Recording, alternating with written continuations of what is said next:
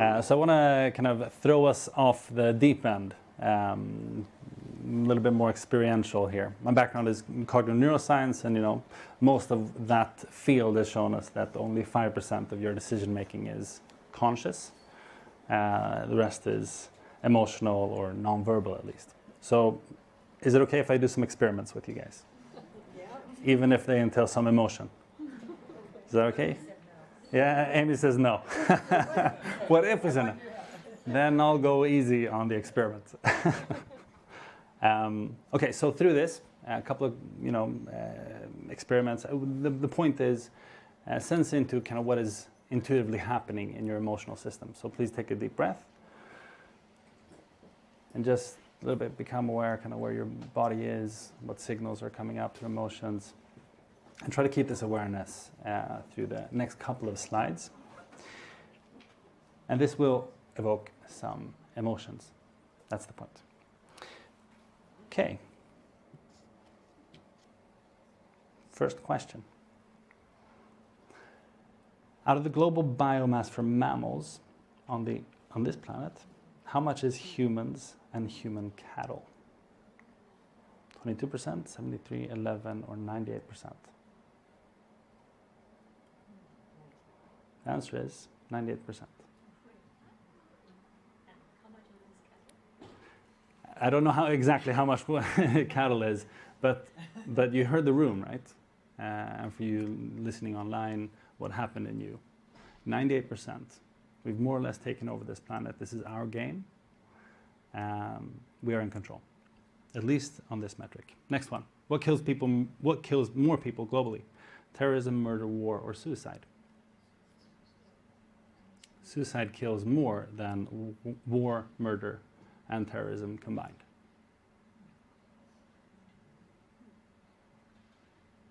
I just reflect on which one we give more attention and which one has the more complex story behind it. Next one.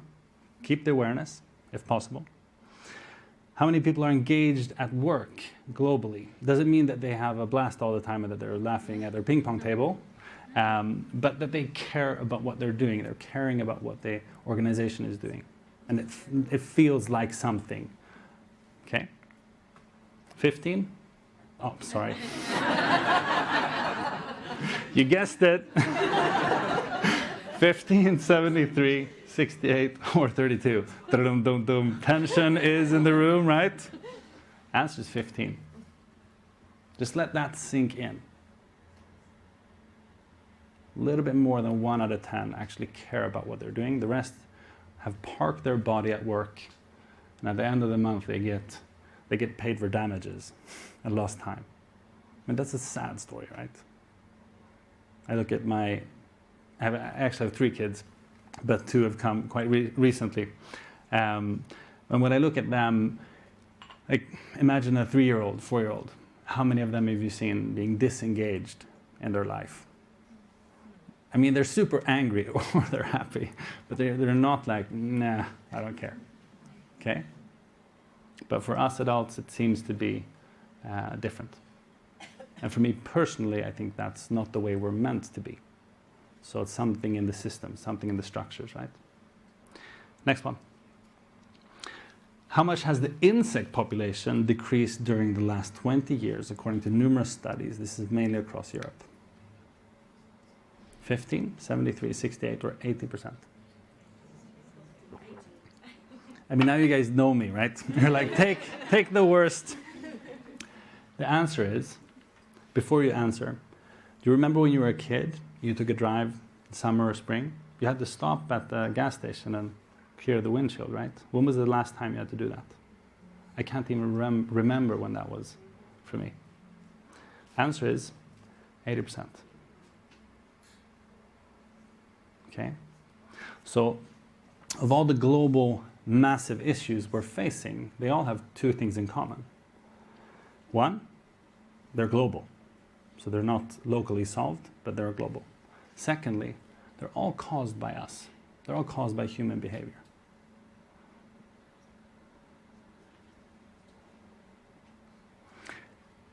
So, in this experiment, I mean, the data is real, but what happened in you when I heard this, there was a lot of reaction. I mean, with the insects, I was like, no, it can't be true. I was deflecting it. With suicide, I was kind of saying that it's probably a wrong statistic. And this is what we do when we don't want to process the data, or maybe we've been deflected to say that's somebody else's responsibility. We're a corporation, or I'm just an individual, I'm just a leader, right? But the way that we process this, the way that we approach these very complex issues is fundamental, right? Do we get overwhelmed and give up? Or do we see what can we do individually, collectively? How can we move on this? Very different, but it's an internal process, right? So in one sense, this could be the sense of today. It's not a single crisis. It's a meta-crisis. There's several crises happening at the same time, and we have a hard time kind of even making sense of these, and even less acting on them. And we're looking into youth today. This is another shocking statistic. And if you guys thought this was going to be an inspirational session, I'm sorry. But I'd rather be inspired around something meaningful, right? And for it to be meaningful, it has to be real. Okay? Next shocking statistic. 56% of youth globally say humanity is doomed.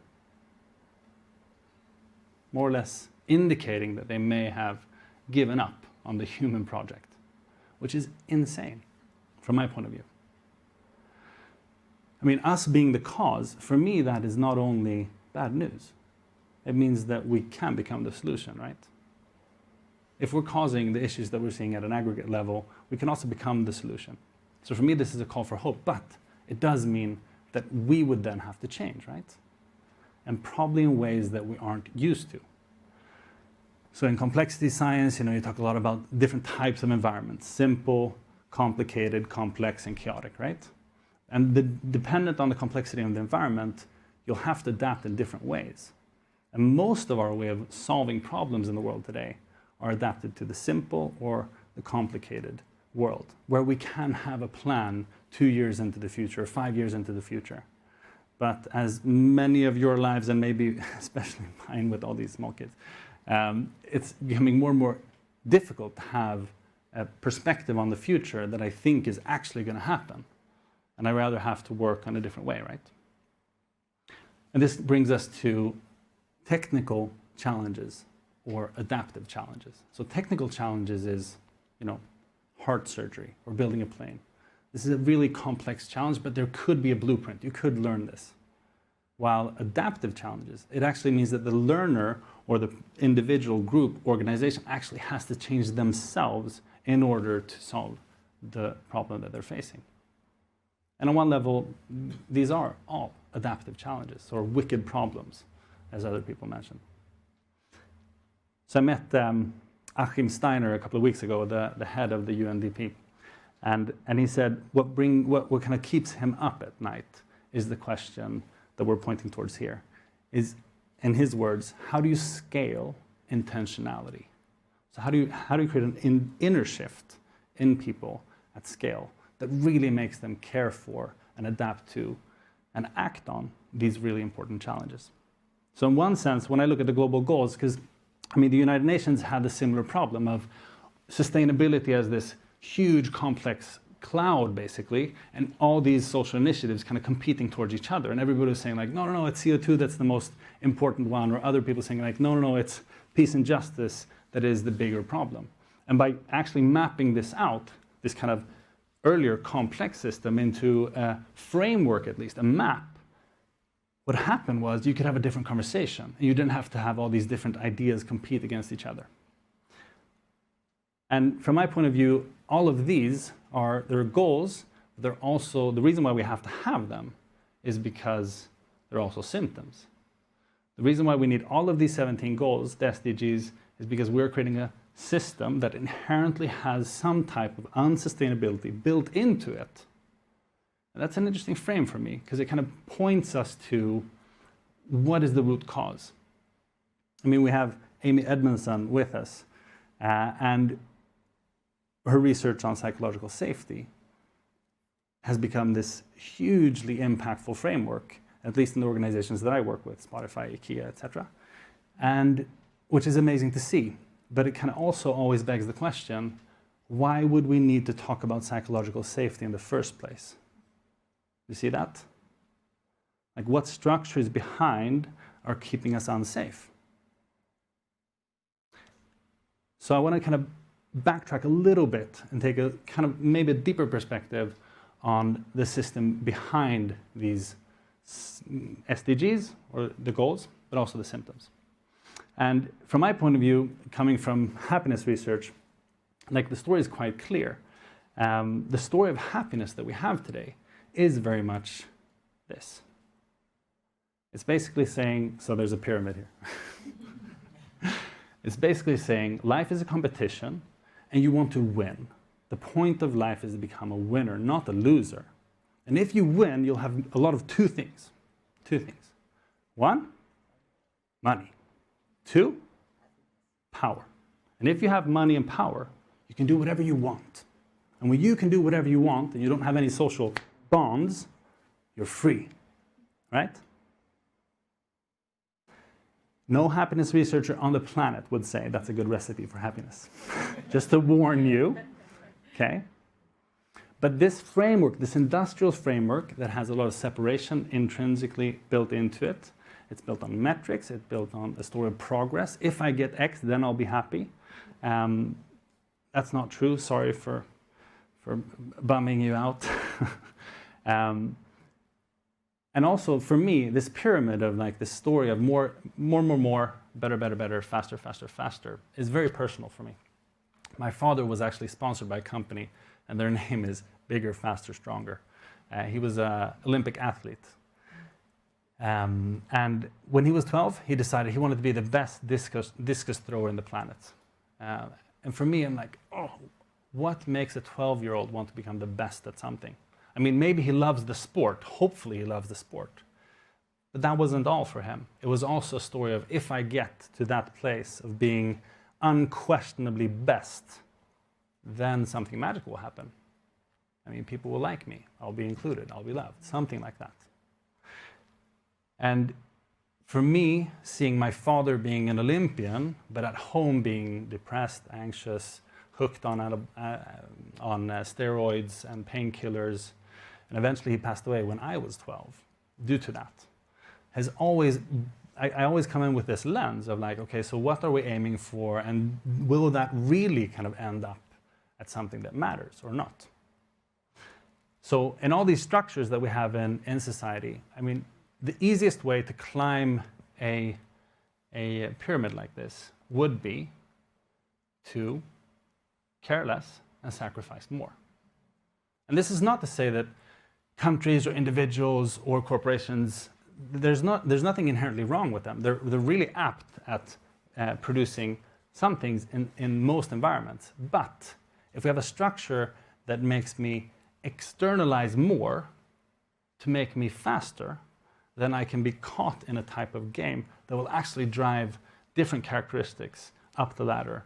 And people who, for example, are high on agreeableness have a higher tendency for burnout, for example.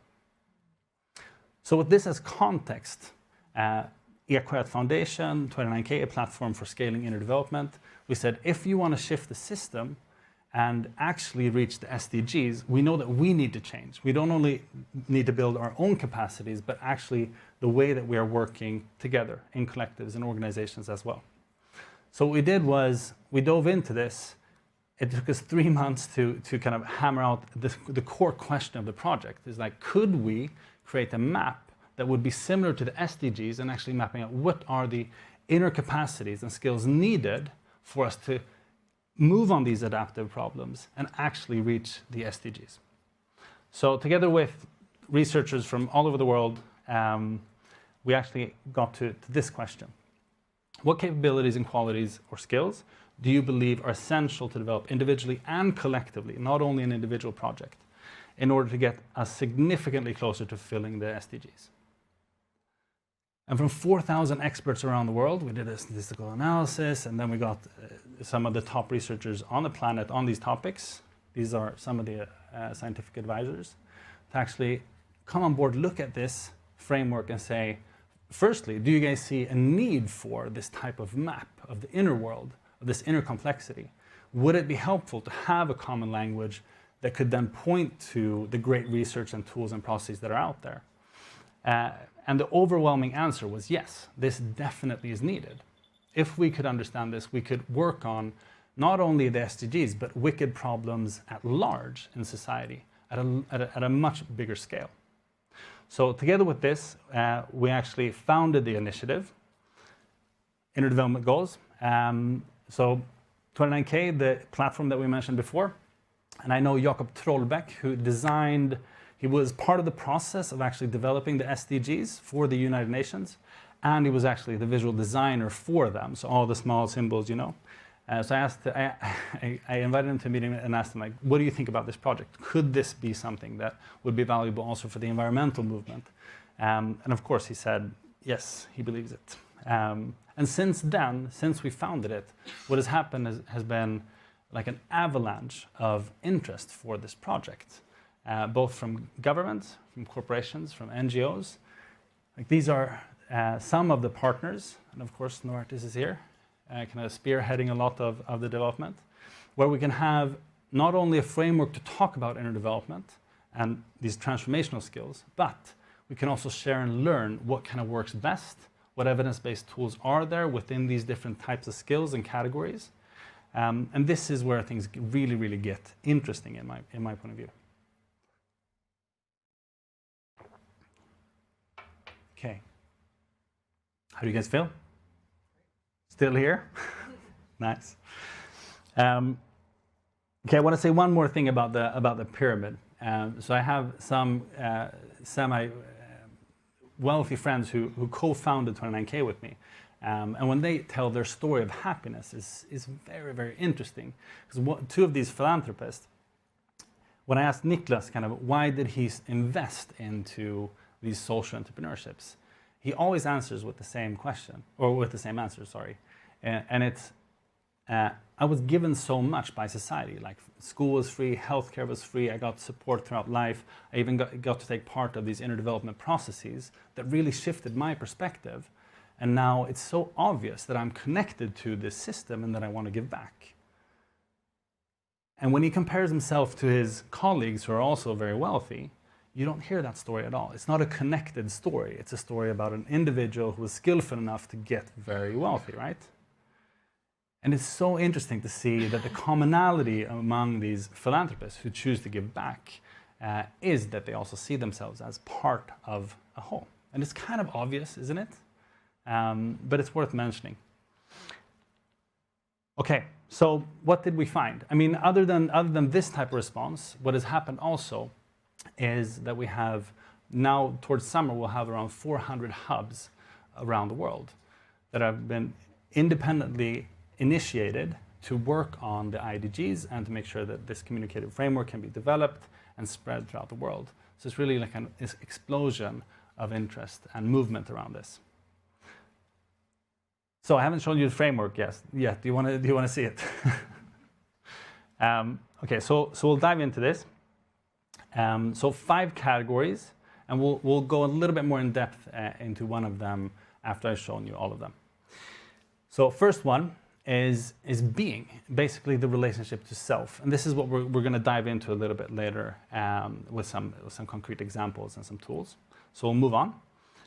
Second one, thinking, cognitive skills. So from all these 4,000 responses from experts, we kind of found that these are the patterns of what people answer. These are the things that people who really are knowledgeable, either in the practical aspect of this or the theoretical, they agree that these sub-skills of thinking is kind of what is needed. And honestly, like if you look at it at face value, you see that it's very much moving away from a thinking that is very separate, maybe linear, into a much more systemic, long-term perspective.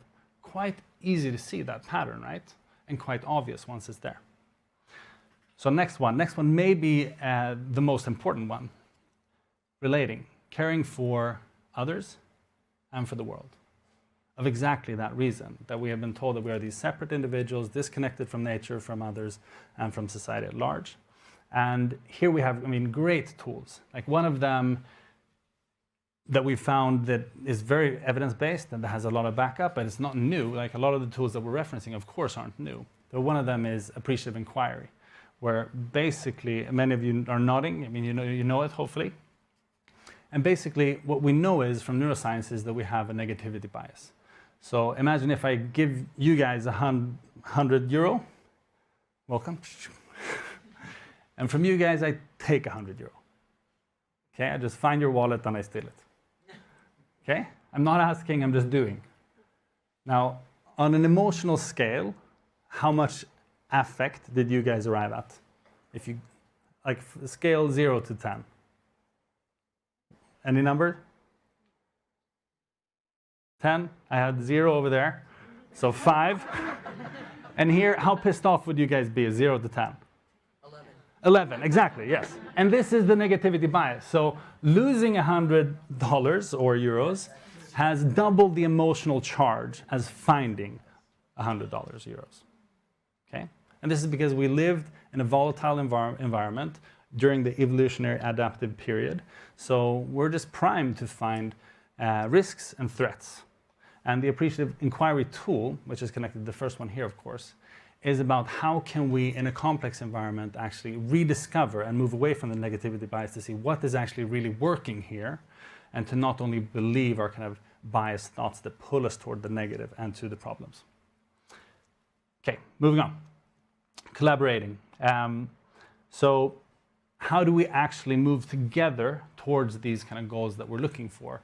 Communication skills, co-creation skills, an inclusive mindset, and intercultural competence. This is probably one of the things that is becoming more and more obvious for people is at the core.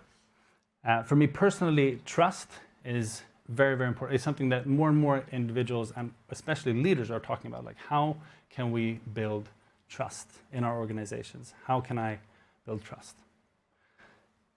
And when I work with leaders, I usually challenge that question and say, it's the wrong question.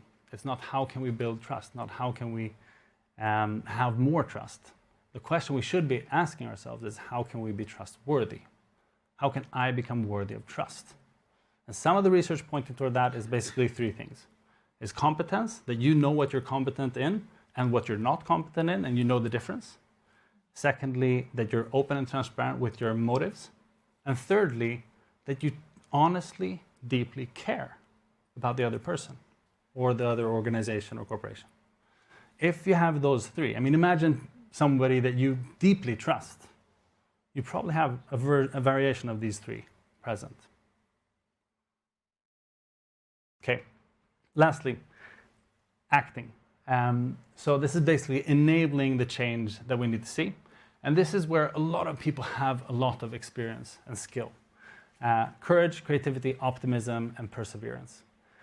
The research on creativity for me is kind of mind-blowing. And if we had a little bit longer time, what I usually do is I show you guys a video of cute little kittens, putting you in a slightly positive, affective state, and you guys, animals in cages, basically. So you would be sad and a negative effect, right? And then I give you guys a short, but kind of complex task that is quantifiable. It could be like make up as many new ways of using a paperclip as possible. And then within 60 seconds, we could actually quantify how much difference has the emotional shift that we've been able to do here in the room. How much has that shifted your capacity for creativity or innovation? And the results are, from the research, already clear. This would only be enacting it. The results are that the difference would be somewhere between 100 and 400% increase in the positively primed group compared to the negatively primed group. So an amazing difference, one of the biggest factors that we can influence in a short period of time that will actually revolutionize our capacity for creativity and innovation. Okay, so we're going to dive in a little bit deeper into being so you can actually see kind of how these are a little bit more defined and give some examples. So, relationship to self, cultivating our inner life and developing and deepening our relationships to our thoughts, feelings, and body to help us be present, intentional, and non-reactive when we face complexity. So first one is inner compass. Having a deeply felt sense of responsibility and commitment to values and purposes relating to the good of the whole. So a lot of research on personal values and leadership, as many of you maybe know, is that you kind of index and you find kind of what are my personal values, and then try to, like Benjamin Franklin, like how can I live more of these values? But that's a quite cognitive process. And values are partly also an embodied emotional intuitive aspect. So there's a researcher called Frank Bond at London University who works with leaders. And especially he did some studies on COVID in hospital settings, which was mind-blowing. So what he did was he used our technology, and he basically had these micro interventions sending out one question to people at random times throughout their day. Some of them were COVID patients, and I'll get back to the results from them. So there's one question that actually brings you back to your inner compass that he found, and it works amazingly. So the day that he taught me this, I was driving home from work, and I was late. And I wasn't even close to the highway, and Moa, my wife, called. And I didn't answer because I didn't want to answer when I wasn't on the highway. Because I wanted to say, like, I'm on the highway. It sounds like I'm so much closer to home. So I wanted to lie. I wanted to, like, I was completely avoiding shame and guilt and, you know, all of that. And that was my impulse. It was like, save face somehow. Yeah. And then I thought about Frank Bond and the question. This micro intervention that he taught me. And the question is this. And this is also, he's the psychologist who trains the astronauts that are going to Mars. And this is the question he teaches them as well. So this is a cherished question. I hope that you feel the immensity. It's basically this. In this situation, are you acting to avoid pain? Or are you acting for who you aim to be as a person? And that question is not a cognitive answer. Like who you aim to be as a person, you intuitively know what that is, right? And in a complex situation, it's not the pros and cons, it's what type of person would I want to be? Who am I aiming at? So I asked myself that question in the car. And I didn't have a choice anymore. So I had to answer, of course. So I picked up the phone, I said, sorry, honey, I'm late again. And she said, I'm really glad that you haven't left town yet because our son is having an allergic reaction. You have to stop by the pharmacy. This could be turning into an emergency. And I mean, these small decisions that can affect so much. Like for me, that like I get emotional talking about it. Because if I would have been just avoidant of her trying to call me, I could have potentially created a very dangerous situation, honestly. So for the patients who've gotten this as micro-interventions from Frank Bond's research, this isn't published yet. What he found was that people who got these interventions, they got well, they were up and walking a lot earlier than the control group, of course. And what he's seeing in leadership development is similar impactful effects, which is really, really cool. Okay, going a little bit deeper into being. Integrity and authenticity. And I mean, this is also, they kind of point towards each other. For me, this is very much connected to what we spoke about earlier regarding trust. It's like, am I completely honest and acting from my values? Or am I instrumental or transactional in this relationship? Next one, openness and learning mindset. And here we have a great example from Spotify, who is also a partner at IDGs, who work with Carol Dweck's research on mindset. Many of you know it, hopefully, where they've really interwoven and integrated the kind of growth mindset approach to everything that they do at Spotify, because they see that our capacity to innovate is so fundamental that we have to have this ingrained in our culture. And mindset, just for those who haven't heard it, is we have these internalized psychological stories basically around our own capacity. And either we see our capacity for learning or for leading or for creativity, either we see that as the color of our eyes, that it's a fixed state, or we see it as a muscle that we can actually practice and train. So when I'm trying to lead a project and I'm kind of struggling with it, that struggle and that pain associated to it is interpreted as either I'm in the wrong place or I'm exactly where I need to be because this pain is growing. Okay. Self-awareness, ability to be reflective in contact with our own thoughts, feelings, and desires, having a realistic self-image, and ability to regulate oneself. And this is where the research from Bob Keegan for me also comes in, where he says that the capacity to grow as an adult is basically pain plus reflection. And I think it's such a beautiful sentence. And it kind of makes us lean in towards what is difficult instead of move away from it, because we have this simple story of happiness that if I'm just in control, I can avoid negative emotions and I can just seek positive emotions instead. Lastly, presence, of course.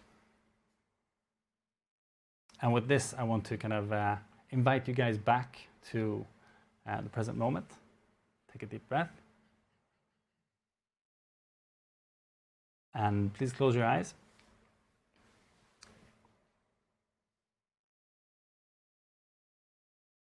Okay, so instead of talking about the skills around the being category, I want to ask you a question, basically. So see what kind of comes up when you try to answer the question, who am I? What are the kind of stories that come up? Who am I? And then taking that further, if someone were to observe your behavior throughout the past couple of weeks, from that behavior, what do you think they would see was your story about where you end? The first question was, who are you? Second question is, where do you end? Do you end at your body? Do you feel that you end at your family? Do you end at your stuff, the stuff that you own? Like, what's the story that you have about where you end?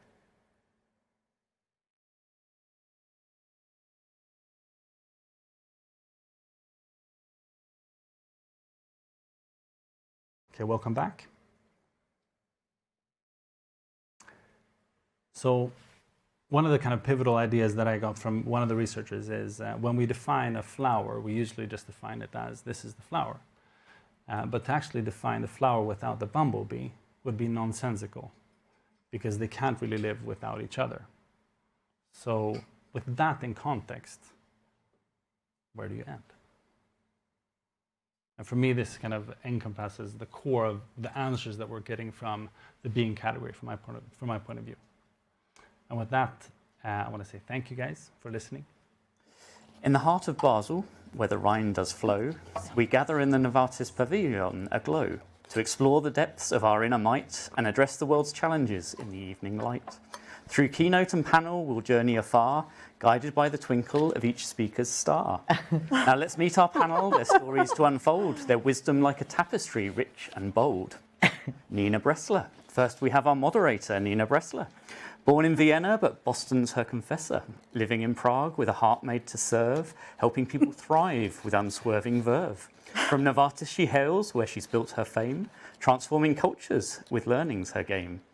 Fluent in languages 3, a triptych of the mind. Curiosity, her compass, a treasure to find. Thank you, Nina Simon. Bressler. Wow. Inspirational. Then we have Amy Edmondson, Harvard's own, a beacon of knowledge in academia she's known. Her work on psychological safety, a guiding light, aiding teamwork and learning to everyone's delight. With roots in Boston, she's travelled from far, a scholar and a pioneer, a shining star. Leading with humility, curiosity and grace, she shows us how to create a more inclusive space.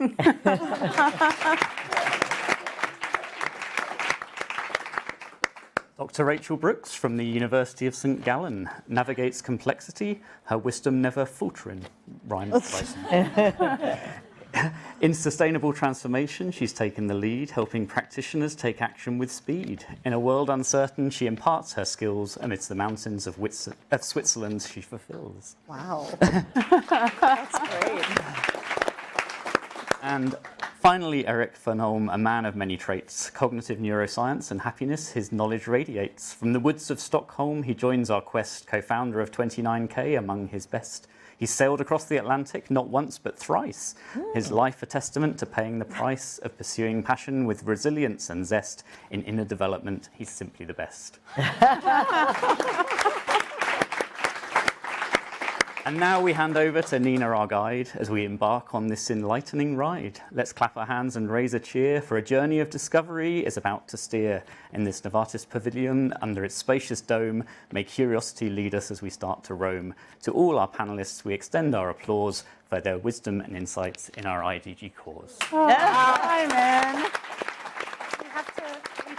You have to return the favor and do a poem about you at the end. Absolutely. No? I did have a little help from AI in that as well. I have a few questions that I want us to discuss, but then I really want to open it up to the room and to folks online. So please join the pigeonhole, ask your questions, and those of you in the room will have a mic going around as well. So don't fear. But let's start with you, Rachel. Oh. And I'd really like to just have a discussion. So I'll throw out the question to one person, and then let's just bat it around. So what are the key challenges that organizations face in the effort to innovate, collaborate, and take meaningful action to address the world's most pressing challenges? Excellent. Well, jumping right in then. I have the silver bullet. No, but look, I think it's important to, in the spirit of authenticity, then say where I'm coming from, which is really this cross-sector perspective, and that I did a lot of my initial research in a multinational company that was really trying to tackle sustainability in its supply chains. And in doing so, it really brought together a really fantastic and accomplished group, because it identified gaps, knowledge gaps within the organization. It realized it was having to do something that it had never done before. And so it really said, okay, who can we bring in? And so it brought in a number of really experienced, knowledgeable, reputable international NGOs, brought in a couple of agronomists from its supply chain.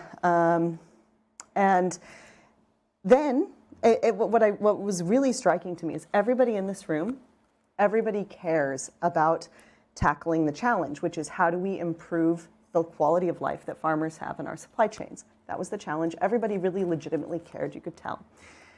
And yet, despite the inner compass, despite the caring, what didn't happen was an alignment around what are the needs and non-negotiables of these different organizations. And what really are we trying to get out of this? And there was not a strong sense of psychological safety, I would say. It was something new, innovative. A lot of people didn't know what they were trying to achieve, and they were also trying to prove themselves in this space. And as a result, there was a lot to lose. It wasn't a learning mindset. It wasn't, what do I have to learn versus what do I have to lose? It was really, what do I have to lose? This contract with this company, for example. Mm-hmm. And I just remember this one really poignant situation where one of the people from the company asked someone from one of the nonprofits to please create an sort of assessment of where they could intervene in the supply chain in a specific country to really create impact. And this nonprofit wrote about a 90-page context assessment that didn't have recommendations for the company. And the company representative said, look, I'm really sorry, but we cannot use this. I can't take this to my business unit head. So I think what I'm trying to say with this is that when we're working across sectors, there are really different logics and rationalities that we have to deal with. And there are different ways of even understanding time. This company was dealing with a quarterly reporting cycle. The nonprofit was assessing impact on a 3 to 5 to 10 year reporting cycle because they really have to look at these fundamental behavior shifts. It takes a longer time. So they were really not aligned on how they communicate about the problem. And what this led to was conflict and insecurity and people feeling like they were not going to make progress. And despite the inner compass, it also compromised the impact of the initiative. And this is what really fundamentally showed me, and when I saw the inner development goals, I thought, this is something so key. Because if we have these 5 collaboration has to, of course, build on the being and the inner compass. I mean, if you're doing the wrong thing, being able to collaborate well is not going to save you. However, being able to collaborate is also really important, and we're going to have to do it more and more to tackle these fundamental challenges of sustainable development. So I think this takes a sort of cross-organizational focus, doesn't focus on the internal of one organization, but I think when we're trying to achieve the SDGs, it's really important to take. It's cross-institutional, right? Yeah. But it sounds like a lot of the barriers you encountered in this case study are repeated in other companies. And Amy, I know you work so much in that space. Have you seen a use case where people have been able to overcome these challenges? And what were some of the tools that were implemented? Yes. Okay. Although it's, I have to say it's more often the case that we see the challenges and not the overcoming. And as Rachel was talking, I will get to some of the good stuff, but you started me thinking about the relationship between psychological safety and the more, well, especially more power, more money.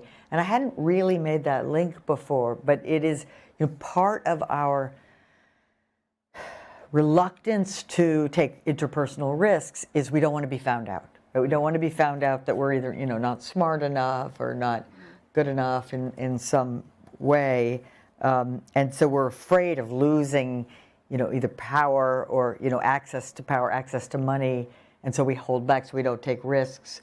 And so some of the breakdown that occurs in these in challenging projects, some of the breakdown is about just not being willing to kind of go for it. And some of that indeed relates to sort of growth mindset. Just not, so deep taken for granted beliefs, right? And I loved your awful pyramid, right? Because it is, in fact, such a deep taken for granted belief. And I know it wasn't with the species forever. I mean, if you sort of read Sapiens, right, for example, there was a time where we took for granted that our job was to kind of get along and collaborate and take care of each other because that's obviously what you had to do. But certainly since the industrial era, it has become a deep taken for granted means it's so obvious we don't even know we're thinking that way, right? And that's the same with growth mindset and non-growth mindset or performance mindset. It's so taken for granted. We so believe that our abilities are like eye collar that we don't even think about it. So anyway, so when it works, and again, my case studies are more numerous in breakdown and culture clash, really sector culture clash, not national, although that matters too. But when it works, there's an enormous deliberative effort to cross those bridges. Like the bridge building is very explicit and thoughtful, and the attempt to sort of build a safe space for candor, for learning, for listening is deliberate. And the journey is framed as not, here's a project, we got to get it done, but it's framed as a journey that will involve not just bumps in the road, but setbacks and pivots, and because new territory, we've never been here before. So it's a very kind of explicit and structured journey, structured, unstructured. We structure the fact that we're going to listen to it. We're going to have processes and tools for listening to each other. Then we're going to have experiments that we take the time to reflect on what we're learning, and then we're going to have sort of new design moments, and it's going to go like that. No, Erik, we riffed recently on the idea of infinite play, and that's what came up for me. Oh, yeah. Is really, I mean, what do you think? Is that the way to overcome some of these challenges? Yeah, that's what I wrote here. Okay. This is what's popping in me as well. So I mean, James P. Carse, I think he was a researcher on game theory, and so this is a game theoretical framework of saying that implicitly, both consciously and non-consciously, we frame our experience through stories, and these can be we could call them games. And if you're thinking that you're playing Monopoly, it doesn't matter if we say like it's really good to be empathic, because there's just going to be one winner at the end anyways. Like that's the game of life, right? But if the story is a game of the point, so that's the finite game, which he calls it, and then there's the infinite game, which is the point of this game is to change the rules and externalize as little as possible, to internalize as much as possible, so that the game can continue playing forever. And I would just guess that you would see more of that mindset in the farmers, especially if there's a generational story that is like the point is just to build the soil here, right? And in Sweden, we even have had a culture of the amount of the inheritance was dependent on the depth of the soil that the person had. Quite interesting way of accounting, right? So it's like, how do we move in a market that's rigged towards rivalrous dynamic with what they call multipolar trap or Molochian dynamics, where it's basically like, even if I were the CEO of TikTok, if Instagram pulls these beauty filters, I kind of have to do that as well. And that's how the self-esteem of younger girls is going down the drain, because nobody is evil in these organizations, but they're trapped in this race to the bottom of the brainstem. Yeah. So I think to answer this question is really at the core of like, how can we, as parts of, sometimes we're part of these pyramid systems, but if Novartis doesn't end and the accounting, if Novartis ends, with children being born and then educated and then, being part of Novartis and then moving on to become change makers, like if we have a life cycle story of people coming in and out of all of our organizations and society, like I think that's it's a different perspective, at least, of like what impact could there be that we're not seeing right now. Yeah. And Simon, I mean, your work on curiosity falls into that so solidly, right? Absolutely. It's asking questions and trying to experiment and trying to think differently to find a way through. And the way I'm hearing it is our beliefs have sort of led to a system, and that system is locking us into the path to the bottom. And how do we, whether it's through skills, whether it's through beliefs, whether it's through unlocking the system, but somehow change it so that we don't see it as the zero-sum game where we're constantly in competition, but we change it to actually the goal of the game is to make it better for everyone else, better for future generations. That's a big shift, but somehow that feels like the shift we need to get to. Yeah. What do you think, Rachel? I mean, I couldn't agree more. I mean, really, the question of where did it end? This was like a really meaningful moment for me. I mean, of course, I'm thinking about these questions a lot, but as I sat there and I thought, where do I end? That was like that was a moment for me. And it helps me also then bring up, look, we're working a lot at our Competence Center with this notion of safe and just space within planetary boundaries. And this is really a clear, I mean, what it is not clear, and it requires a lot of work to really define it, and what is a safe and just space, and for who. But I mean, this is a project that really demonstrates, I mean, that everything ends beyond ourselves. And also the question of well-being in society. This is something that transcends, it transcends relationships, it transcends organizations, it transcends cultures.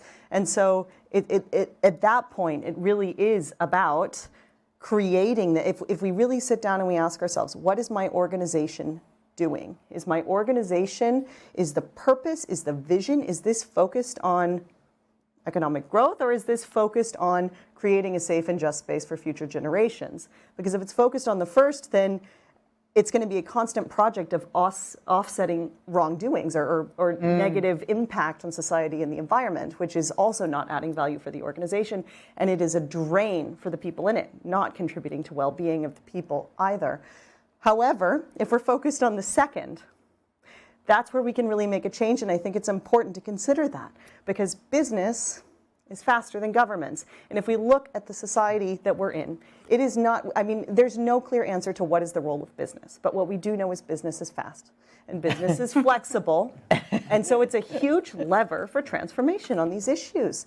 And that brings us to the responsibility. It's the responsibility of everyone. As someone that also has young children, 3 and 5, it is the responsibility of everybody using the resources that we have from our roles to drive this change for ourselves. Yeah. So. Amy, you talk to so many organizations, and I was just wondering how you've seen the conversation shift. Has the kind of consciousness of the organization changed in some ways? Well, you know, maybe the answer is not enough. On the one hand, a global pandemic could have woken us up to interconnectedness. Hello, right?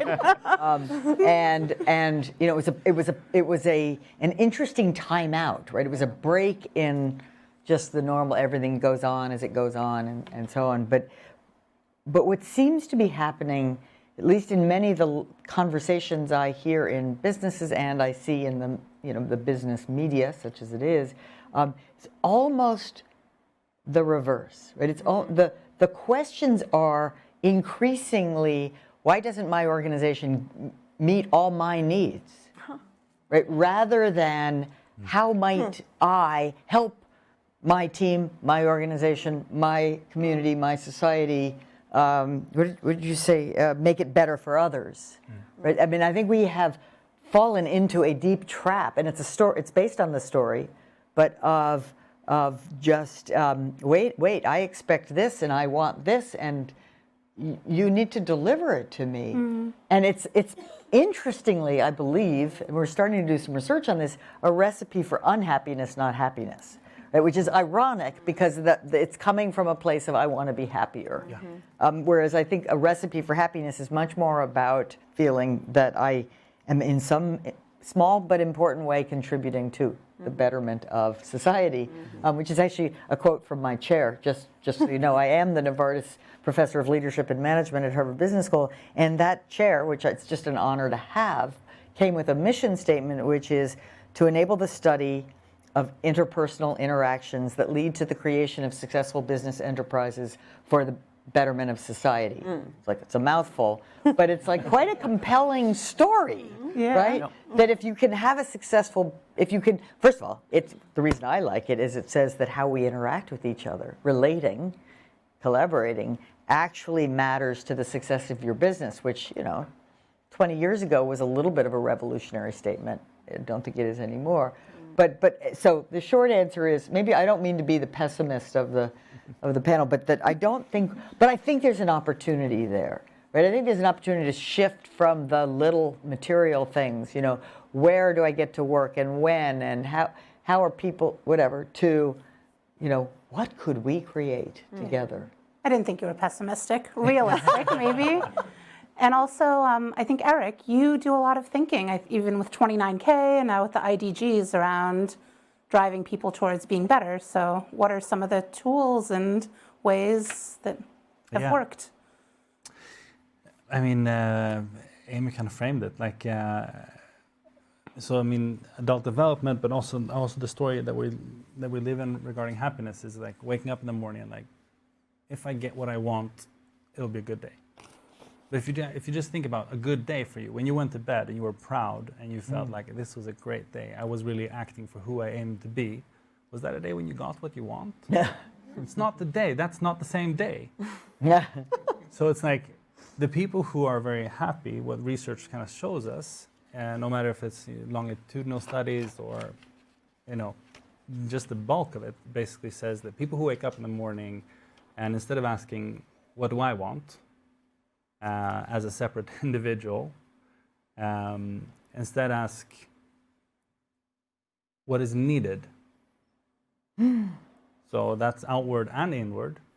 It's listening in and acting for, which is almost the same as purpose and a meaningful life. Which is, I mean, most researchers within this field agree that it's much better to lead a meaningful life where you can carry suffering and not avoid pain, maybe even other suffering or unsustainability is a painful thing, right? But act for that. So in my work with knowing that these amazing tools have been out there for a long time, like we know that for 95% of people's needs regarding either mental health or inner development, there are tools that are effective. The problem that we saw was people can't reach them, or the few that do have to pay for it quite heavily. So it was basically finding that there's three components you need. Evidence-based tools is one. Practice over time, so it's not a one-hit wonder, and it's not necessarily reading a book. Like there's very few books that actually change your behavior and your life in like studies. Some actually do, but few. And then the third component, because we need to embody, we need to practice in our lived life. We're not that linguistic. And then thirdly is the relationship. I mean, the main driver of growth is not the therapeutical intervention in therapy. It's the quality of the relationship with the therapist. People discuss if it's like CBT or dynamic or whatever. That's not the. No, that doesn't matter. That's like 30% of the effect, and all of them work kind of well. It's how safe and how safe do you feel in this relationship, and that's something that can be scaled, and that's what we've been doing in 29K, is that combining these three so that everybody on the planet could have support for that.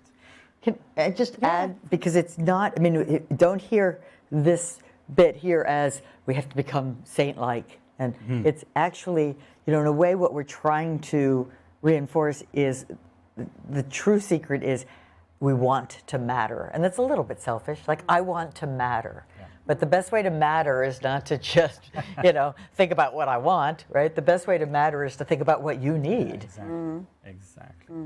That's really beautiful, isn't it? It actually, yeah. So, talking about the SDGs, and I think, we're here in the Novartis Pavilion, and I wanted to talk about SDG 3, so good health and well-being. It's one of the 17 Sustainable Development Goals, and the official wording is to ensure healthy lives and promote well-being for all at all ages. And actually, Simon, I'd love to go to you first, as somebody who's been at Novartis for a long time. What do you see as the role of organizations, especially ones in healthcare, but also regardless whether they're in healthcare or not, in actually making progress towards this goal? Yeah, so I had a bit of an aha moment recently around sort of whose role is it to actually solve some of these challenges that we talked about. I was up the road in Zurich listening to Barack Obama talking, and he was talking about how what were the things that surprised him on coming into power. And this is someone who's heralded as the most powerful man on the planet. And one of the things he said was he was surprised at how little power he actually had and how hard it was to make any difference to anything. And he said, even when he was trying really hard to be, he described it sort of like an oil tanker, and if you could turn the ship like 1 degree, then that was a real achievement. And he described it 1 degree over 10 years, actually you end up in quite a different place, so it's okay. But for me, sort of looking at governments, and you think, well, people in positions of power there can obviously make a huge difference. And from his position, no, you can't. And so if governments can't make such a huge piece, it then, I think, comes back on organisations. But then when we look at organisations, you then have a whole load of expectations from shareholders, etc. as well. So I think that's why the work, Erik, that you're doing is so important, because organisations are ultimately individuals, and individuals have their own drive, their own motivations, their own skills. And I think if we can instill what we have with the IGDs within individuals within those organisations, and in particular within the leaders within those organisations, who can then use the ethical compass and use the other skills we've got to actually challenge back against some of the system that is trying to drive us to short-term profit or other pieces, and then we can start, whether it's the healthcare SDG or whether it's the other ones, actually then we enable the skills within people to be able to start to buck the system and make a difference. But before that, I sort of think, well, it's on someone else, it's on government, it's on organisations, leaders. Actually, I think it comes back, it's on all of us to be supporting and building the skills and trying to move that ship 1% different to change the course of things. Thank you so much for sharing this moment where you had this shift in perspective. I want to go to some questions from the room, but first I was hoping that each of you could share a moment when you had a shift in perspective, I guess maybe in the car. Is that your moment? Yeah, I mean, I've talked so much, so yes. You can share another moment. So many. I want to know your moment. A moment of what? Just so A shift in perspective where you saw things differently. You know, what I just want to be able to share with this audience. What are those moments that happen where you can change your mindset in some way? Yeah. Because sometimes we don't even recognize it. Yeah, absolutely. I mean, honestly, what comes to mind is I was young, very young, like a child, and this was just when my father was kind of, it was a lot of problems. So I wasn't doing well, and all I could see was the kind of rivalrous dynamic, and I was like, oh, I feel like an alien on this planet, and I don't really see kind of, like I don't belong. That was my sense. And I was like, there is, like, we just talk about care, but nobody really cares. That was I was not in a good place. But then I saw father, like, really mindfully care for his daughter. And that was it was just an act of care and love. And she was really, really struggling. And it just reminded me that, like, inherently, there is this capacity in us. And we may get lost in all these stories, but like at our core, because of the Dunbar number or, you know, whatever, like we never survived on our own. And we are built to connect and to move forward towards meaningful goals. So that's kind of my moment. Amy, do you have a moment? I can't think of a good one. Okay, that's all right. Rachel? Can I quickly share two? Sure, yeah, you can have mine. I'll take Amy's moment. No. One is when I was really young, and I was in high school, and it's what first opened my eyes to the sickness of the systems that we're in ultimately, which is I went to a magnet high school in Texas. And magnet schools in the U.S. is an effort to desegregate traditionally and historically segregated U.S. cities in the aftermath of our history. And what they ultimately do is they recruit a bunch of relatively privileged kids to go to sort of a magnet, for example, arts school. And the school will be located in an economically less privileged area. And the idea was to create an integration, but what ultimately happened was it was like this pressure cooker for interclass and interracial tensions to just breed. Because you had all of these really privileged, predominantly white kids that were getting a lot of resources and a lot of money. And then you had the host kids, and I mean, even the wording of it, I mean, the host, it's like the host and the parasite. I mean, this is really what was happening. And they had just outdated textbooks. I mean, and I just remember at one point being pushed in the hall by someone, one of the students that was in the area districted to that school. And I initially felt really outraged. And then I thought about it. I was about 15, and I realized, started to really see what was behind this. And that's sort of like the moment that really shaped then all of this. And it also, for me, is another example of why the IDGs are, I'm just so happy or this initiative exists, because it puts a framework and it puts a language behind something that we need to nurture. And without a framework and a language, it's hard to talk about it because it's very abstract. So it's really timely and really important. And then my final moment is trying to work on, right now we're working on this in our executive programs, and there's just one thing I'd like to share, you brought up appreciative inquiry. One thing we're doing is action learning. And this has been so incredible to watch. A group of cross-industry, predominantly German-speaking executives breaking down and like opening up to one another and building such an incredibly strong community just by asking questions and getting the time to explain the problems they're facing, and then have other people that they respect take 20 minutes to ask them only questions about it. No advice, just asking questions. I mean, this feels incredible. We're not often given that space. And this has been really, really meaningful. Yeah. Thank you. I'd love to take some mics around the room. I know we have some people to help with that. And there's a question if we'll share the slide deck. I think we can make it available with the recording to those who registered. So thank you so much. And do we have any questions? Who wants to go first? Okay, I'll take one from online, and then maybe we'll get some hands coming up shortly. So this one actually, Erik, I think is really relevant. So if the IDGs are so white and Western, how are we going to scale intentionality? Shouldn't we be looking to anchor these in other cultural belief systems and philosophies, as well as to hold on? I can't figure out how to open it, but you get the question. Nina, if I may, I actually asked the question, so I'm happy to clarify.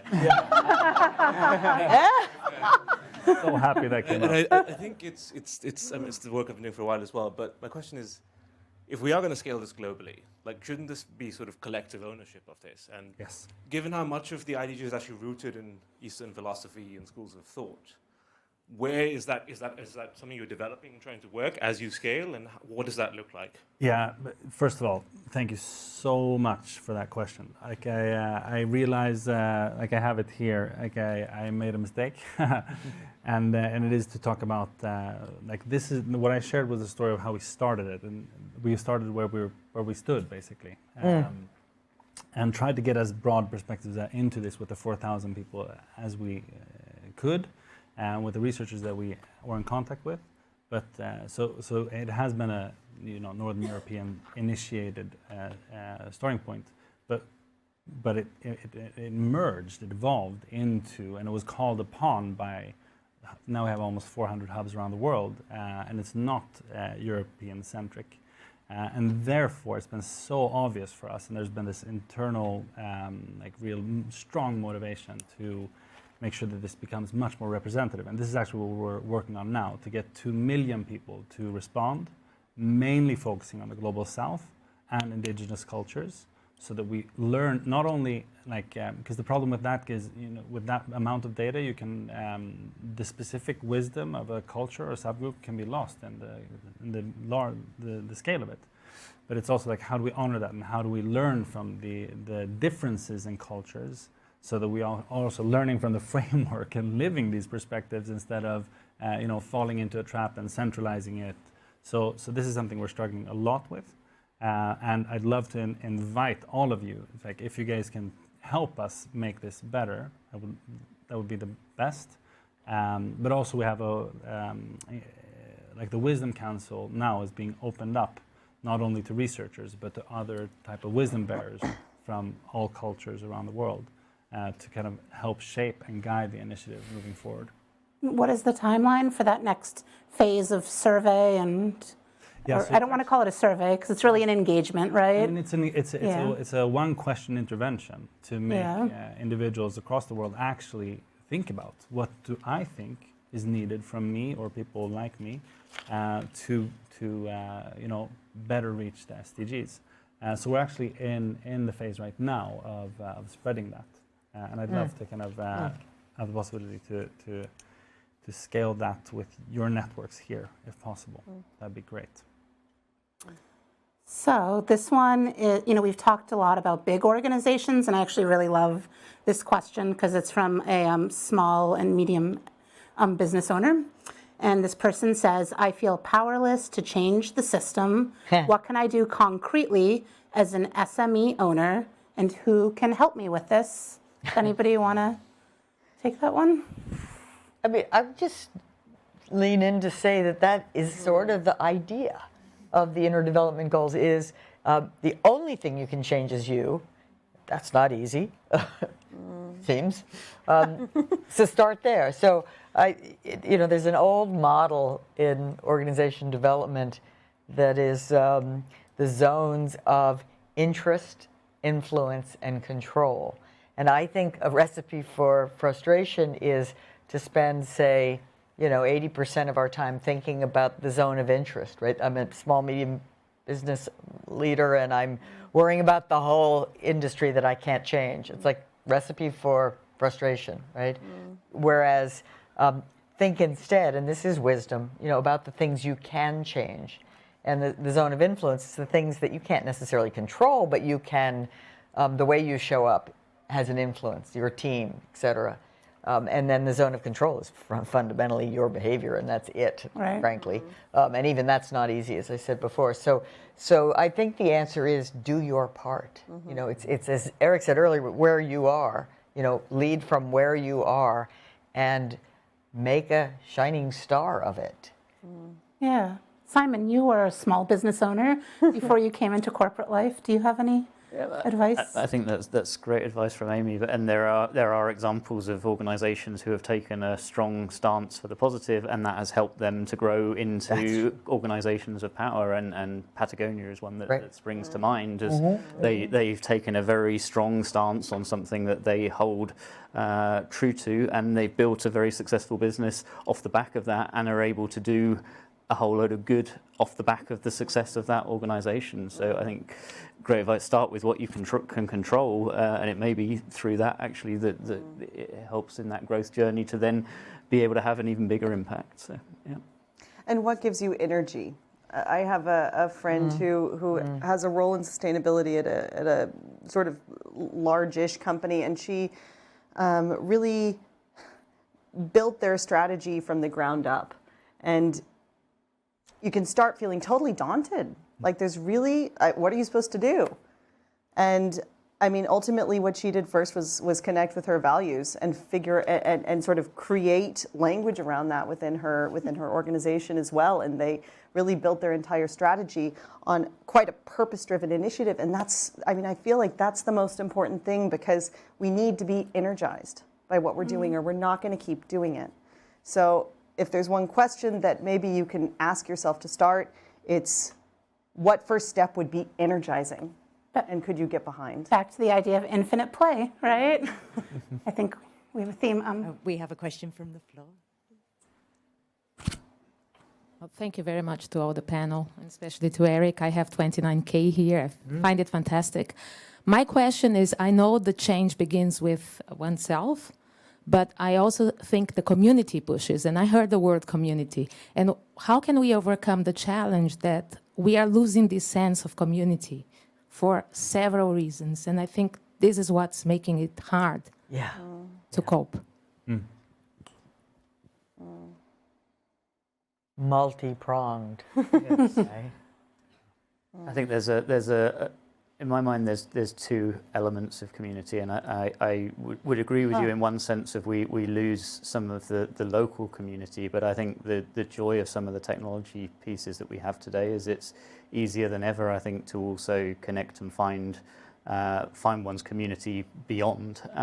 So through online fora of finding people with similar views, similar things, and through that to have the ability to create a movement as well. So I absolutely agree in many senses, but see maybe a glimmer of hope as well, that actually we can find communities wherever they may be and connect people around common interests and common motivation to do good.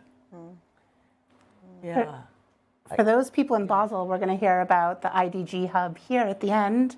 And if you feel a sense of community around these topics, Mauricio is going to tell us all about it in a few minutes. That's great. So, yeah. I mean, there is a certain, hierarchy, kind of hierarchy of needs, if you will, and I think an important aspect of creating community is starting at the top of that hierarchy with sort of purpose and mission, and I think good communities have a shared purpose or have a shared set of things they think matter, and then they also have meaningful relationships within that community. You know, so not all relationships are equal, but some of them I do feel like, oh, I have friends here. I have people I care about and I feel cared for. And then I think the next level down is kind of there's growth and learning opportunities for me here, and then finally, you know, some basic needs, more hygiene needs. Thank you. But we often go upside down, and then we miss that chance to create community. I think. Any other questions in the room? You guys are just hot and want a drink.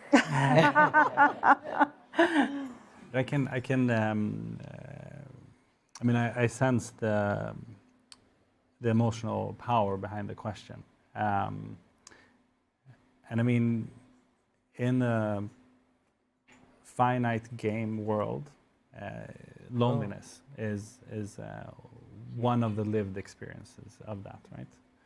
And what has kind of shocked me in this kind of decade where I've only been working on this is how little space is needed for people to feel deeply heard and seen, and how starved we are for that.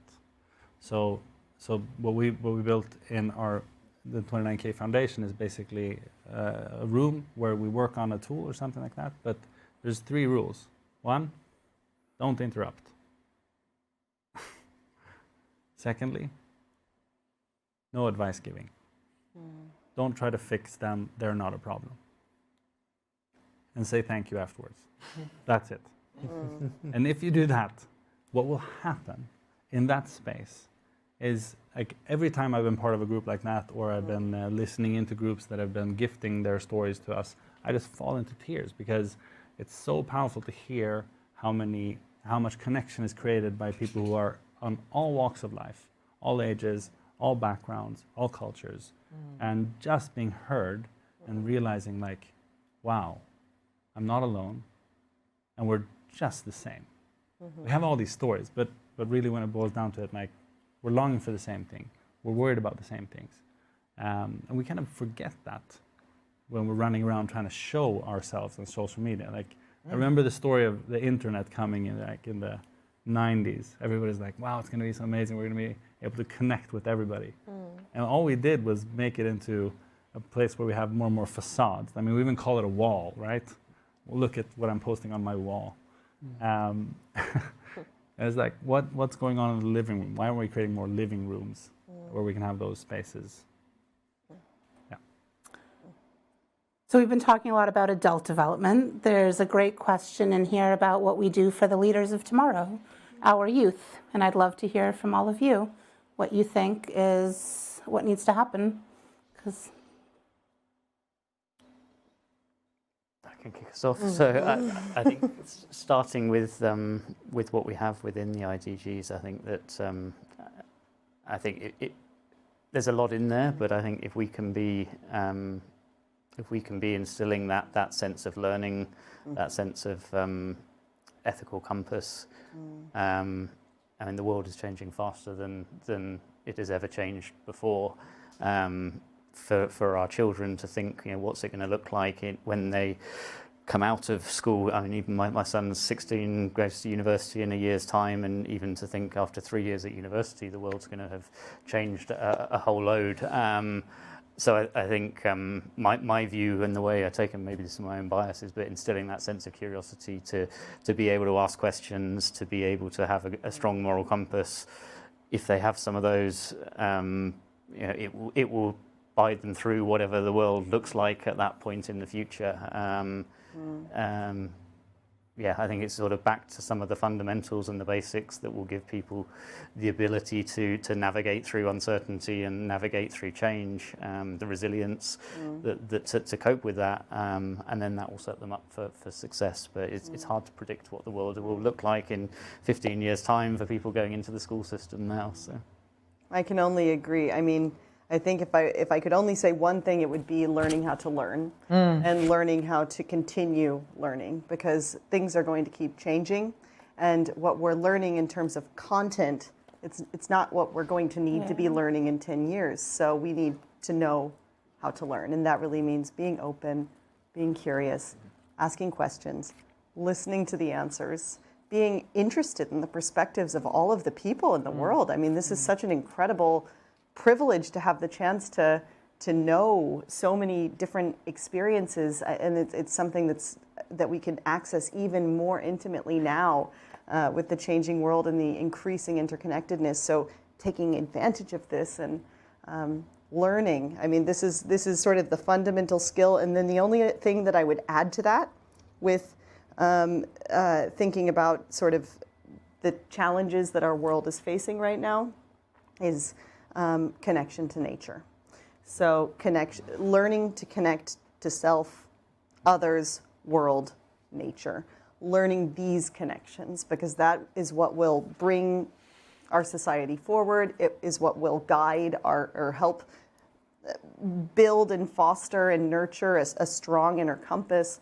But this disconnection from nature, I see it less here. I see it astonishingly in the US. I was talking with Amy earlier about how I grew up in Texas, and I spent, honestly, most of my childhood in air conditioning. I didn't know what temperature it was most of the year because it was so hot.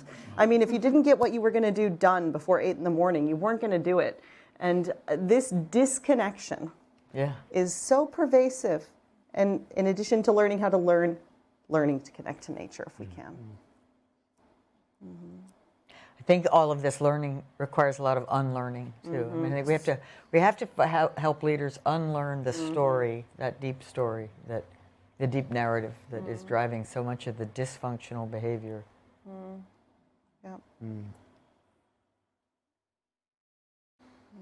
Dad of 3. Yeah. I mean, this is the question, right? Like, how do we prepare them for a world we know nothing about? That's our responsibility. I mean, this is where I would actually love to see organizations move, because they're going to be hiring these individuals quite soon.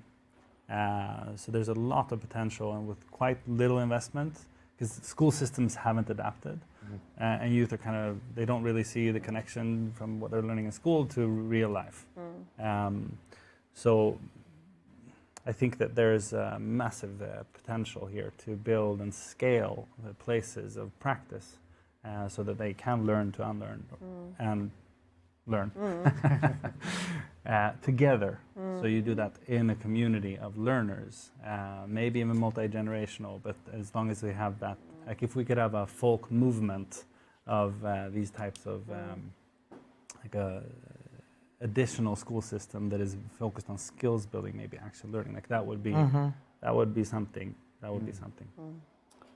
I want to invite Maurizio to the stage in just a second and say thank you for the questions. Thank you to the panelists. There were a few questions about how Novartis is going to work with the IDGs, and I would say we already do. It's our fabric of this company to be focused on our purpose, and it's our values and behaviors that roll up into this meta framework of the IDG language, and we're already working on delivering on the Sustainable Development Goals. We're focused on that, so this isn't an introduction of something new, it's just a framing of the work that we're already doing. I don't know if you want to add anything? Yeah, I think it ties in very much to the purpose of what we do.